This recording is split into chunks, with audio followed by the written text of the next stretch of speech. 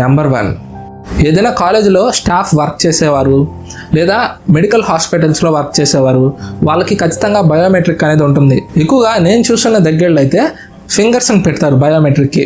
మనకు తెలుసు finger prints అనేటివి అందరికీ ఒకేలాగా ఉండవు. ఒక్కొక్క మనిషికి ఒక్కొక్కలాగా ఫింగర్ ప్రింట్స్ అనేటివి ఉంటాయి.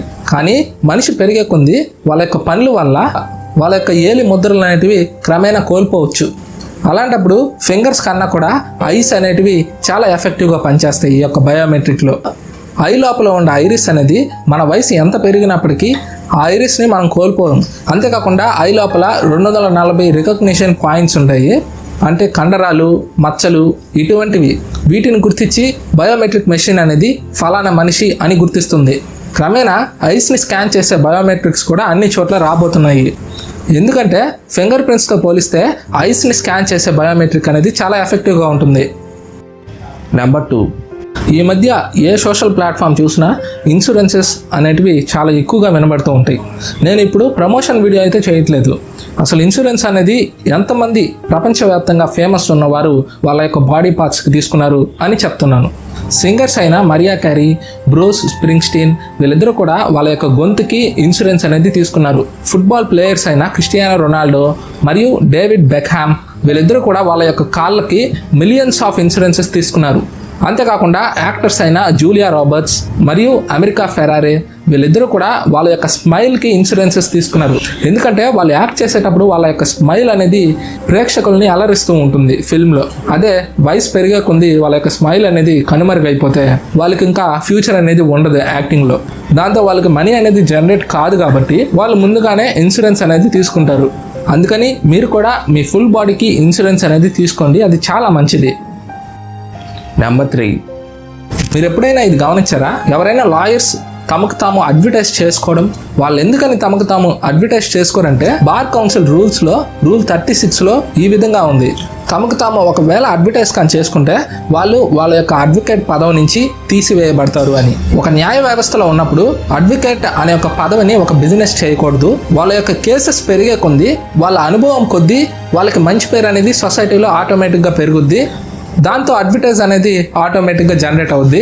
అంతేకాని తమకు తాము ఎప్పుడు కూడా అడ్వర్టైజ్ చేసుకోకూడదు అని bar council of India rule 36లో చెప్పింది.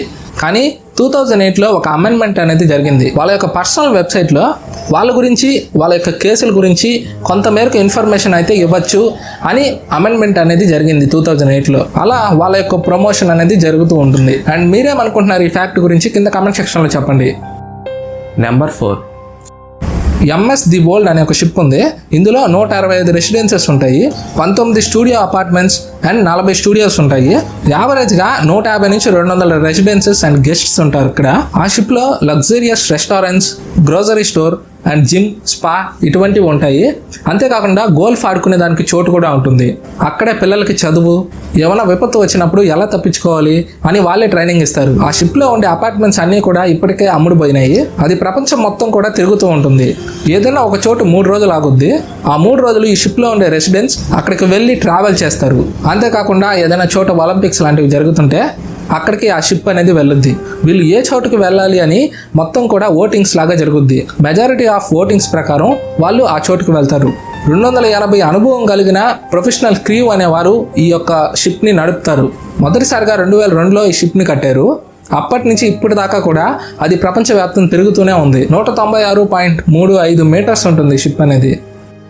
నెంబర్ 5, మిస్చెఫ్ అనే ఒక సంస్థ ఒక బ్యాగ్ని తయారు చేసింది. మనం సాల్ట్ పార్టికల్స్ని చూస్తే అవి చాలా చిన్నగా ఉంటాయి. ఆ సాల్ట్ పార్టికల్ ఒక సింగిల్ పార్టికల్ తీసుకుంటే అంతకన్నా కూడా చిన్నదంట ఆ బ్యాగ్ అనేది. మన కంటికి ఆ బ్యాగ్ అనేది కనిపిస్తుంది. ఈ బ్యాగ్ని 3D ప్రింటెడ్ టెక్నాలజీ యూస్ చేసి తయారు చేశారు. ఈ బ్యాగ్ని మనం LED స్క్రీన్ కలిగిన మైక్రోస్కోప్లోనే చూడగలం. ఈ చిన్న బ్యాగ్ని లూయిస్ విటన్ అనే ఒక లగ్జరియస్ కంపెనీ తయారు చేసిన ఆన్ ది గో అనే ఒక బ్యాగ్ని రెఫరెన్స్గా తీసుకొని ఈ టినీ బ్యాగ్ని తయారు చేశారు. ప్యారిస్లో ఒక ఆక్షన్లో పెట్టారు ఈ టినీ బ్యాగ్ని. దాన్ని $63,000 పెట్టి కొన్నారు. అంటే మన ఇండియన్ రూపీస్లో దాదాపుగా 52 లక్షలకు పైగానే. ఇంత పెట్టి కొన్నారు కదా. ఒకవేళ ఆ బ్యాగ్ కానీ ఎక్కడైనా పడిపోతే వాళ్ళు ఎలా వెతుక్కుంటారో ఏమో. మీకేమనిపిస్తుందో కింద కమెంట్ సెక్షన్లో చెప్పండి. నెంబర్ 6, ఎమోజీస్ వచ్చినప్పటి నుంచి మన టైపింగ్ స్కిల్స్ అనేటివే మారిపోయినాయి. ఏదైనా మెసేజ్ని మనం పంపించాలంటే అది టైప్ చేయకుండా ఒక ఎక్స్ప్రెషన్ రూపంలో మనం పంపించవచ్చు. ప్రపంచవ్యాప్తంగా అత్యంత ఎక్కువగా ఉపయోగించిన ఎమోజీ ఏందో మీకు తెలుసా? Face with tears of Joy.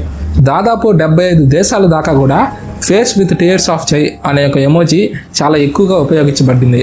రెండవదిగా రెడ్ హార్ట్, మూడవదిగా smiley face with heart ice. మన ఇండియాలో అత్యంత ఎక్కువగా ఉపయోగించిన ఎమోజీ ఏందో తెలుసా? నమస్కారం గుర్తుగా ఉన్న ఈ యొక్క ఎమోజీ. యూనికోడ్ 15.1 ప్రకారం మొత్తం ఎమోజీస్ 3782 ఎమోజీస్ ఉన్నాయి. నెంబర్ 7. మనం బ్లడ్ ఏమైనా డొనేట్ చేసేటప్పుడు కానీ, ఏమైనా బ్లడ్ ఇతరులకు అవసరమైనప్పుడు ఇచ్చేటప్పుడు కానీ మన యొక్క బ్లడ్ని కానీ చూస్తే అది డార్క్ కలర్లో ఉంటుంది, రెడ్ కలర్లో ఉండదు.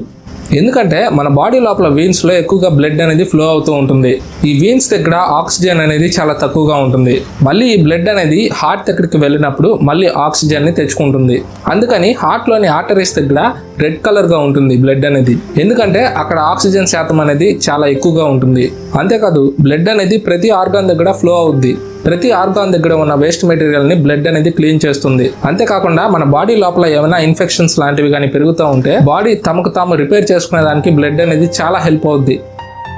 నెంబర్ 8. ఈ ఫ్యాక్ట్లో నేను టాప్ 5 రిచెస్ట్ హిందూ బాబాస్ గురించి చెప్తాను. అందులో నెంబర్ 5 గుర్మీత్ రామ్ రహీమ్ సింగ్ ఇన్సాన్. తను 1990లో ఒక ఆర్గనైజేషన్ స్టార్ట్ చేశాడు. తన యొక్క నెట్వర్క్ అప్రాక్సిమేట్గా 1455 కోట్లు ఉన్నాయి. నాలుగవదిగా శ్రీ రవిశంకర్. తను ఆర్ట్ ఆఫ్ లివింగ్ ఫౌండేషన్ స్థాపకుడు. తన యొక్క ఆస్తి విలువ 1000 కోట్లుగా ఉన్నాయి. మూడవదిగా మఠ అమృతానందమయ్. తను ఒక హిందూ గురు, మానవతావాది. అంతేకాకుండా అమృతానందమయ్ అనే ఒక ట్రస్ట్ని తను చూసుకుంటూ ఉంటారు. తన యొక్క ఆస్తి విలువ అప్రాక్సిమేట్గా 1500 కోట్లు ఉన్నాయి. రెండవదిగా బాబా రామ్దేవ్. మనందరికీ తెలుసు తను యోగా గురువు. అంతేకాకుండా పతంజలి ఆయుర్వేదిక్ లిమిటెడ్ అనే ఒక కంపెనీ కో-ఫౌండర్. అంతేకాకుండా అతనికి చాలా బిజినెసెస్ మరియు పాలిటిక్స్ లో కూడా అతను ఉన్నారు. తన యొక్క నెట్వర్క్ అప్రాక్సిమేట్ గా 1600 కోట్లు ఉన్నాయి. నెంబర్ 1 స్వామి నిత్యానంద. నిత్యానంద దయాపీఠం స్థాపకుడు. తన యొక్క నెట్వర్క్ 10,000 కోట్లుగా ఉన్నాయి సుమారుగా. నెంబర్ 9. మన ఆకాశంలో కొన్ని ఆబ్జెక్ట్స్ ఉంటాయి. వీటినే సెలెస్టియల్ ఆబ్జెక్ట్స్ అని అంటారు. మన కళ్ళతో మనం చూడగలిగింది ఎర్త్ అండ్ మూన్. ఉదాహరణకి క్లౌడ్స్నే తీసుకుంటే అవి ఏ యాంగిల్లో ఉంటాయని మన యొక్క హ్యాండ్ గెస్టర్స్ అండ్ ఫింగర్స్తో మనం చెప్పగలం. ఇక్కడ స్క్రీన్ మీద మీరు కానీ చూస్తుంటే ఫిస్ట్ ఏళ్ళు మొత్తం కూడా మూసేస్తుంటే ఆ యాంగిల్ మధ్య ఉన్న ఆబ్జెక్ట్ అనేది 10 degrees ఉందని. మన యొక్క thumb finger and little finger వీటి మధ్యలో ఉన్న ఆబ్జెక్ట్స్ 25 degrees ఉన్నాయని. మన యొక్క index finger and little finger 15 degrees ఉంటుంది. 3 మిడిల్ ఫింగర్స్ తెరిచుంటే వాటి మధ్య 5 degrees ఉంటుంది. లిటిల్ ఫింగర్ ఒకటే తెరిచుంటే 1 degree ఉంటుంది. అలా ఆకాశంలోని ఆబ్జెక్ట్స్ని మనం కళ్ళతోనే చూసి ఫింగర్స్ ద్వారా చెప్పొచ్చు అవి ఏ యాంగిల్లో ఉన్నాయి అని. నెంబర్ 10. మన దేశంలో టీ తాగని వారు ఎవ్వరూ ఉండరు. టీ బిజినెస్ అనేది చాలా ఫేమస్ అయింది మన యొక్క దేశంలో. 5 షాప్స్ అండ్ వాళ్ళ యొక్క ఫౌండర్స్ గురించి నేను ఇప్పుడు చెప్తాను. అందులో 5th ప్లేస్లో ఉన్నది అనుభవ్ దూబే అండ్ ఆనంద్ నాయక్. చాయ్ సుట్టా బార్ అనే ఒక షాప్ ఫౌండర్స్ వీరు. వీళ్ళ యొక్క షాప్ అట్మాస్ఫియర్ కూడా చాలా బాగుంటుంది. రకరకాల టీ ఆఫర్ చేస్తారు వీళ్ళ యొక్క షాప్లో. నాలుగవదిగా చాయోస్. 2012న నితిన్ సలుజా అండ్ రాఘవ్ వర్మ స్టార్ట్ చేశారు. వీళ్ళు చాలా క్వాలిటీతో టీని అందిస్తారు. 6 సిటీల్లో 190 స్టోర్లకు పైగానే ఎక్స్పాండ్ చేశారు చాయోస్ని. మూడవదిగా MBA చాయ్వాలా. 2015న ప్రఫుల్ బిలోర్ ఈ యొక్క షాప్ని స్టార్ట్ చేశారు. అలా 100 సిటీల్లో తన యొక్క షాప్ని ఎక్స్పాండ్ చేశారు. 2019 నుంచి 20 ఫైనాన్షియల్ ఇయర్లో 3 కోట్లు టర్న్ ఓవర్ చేశారు. రెండవదిగా కౌశల్ దూకర్ స్టార్ట్ చేసిన టీ బాక్స్. చాలా ప్రీమియం క్వాలిటీతో తన టీని సెల్ చేస్తారు. 2012లో వెస్ట్ బెంగాల్లోని డార్జిలింగ్లో స్టార్ట్ చేశారు ఈ కంపెనీని. మేజర్ ఆఫ్ రెవెన్యూ వీళ్ళకి బయట దేశాల నుంచే వస్తుంది.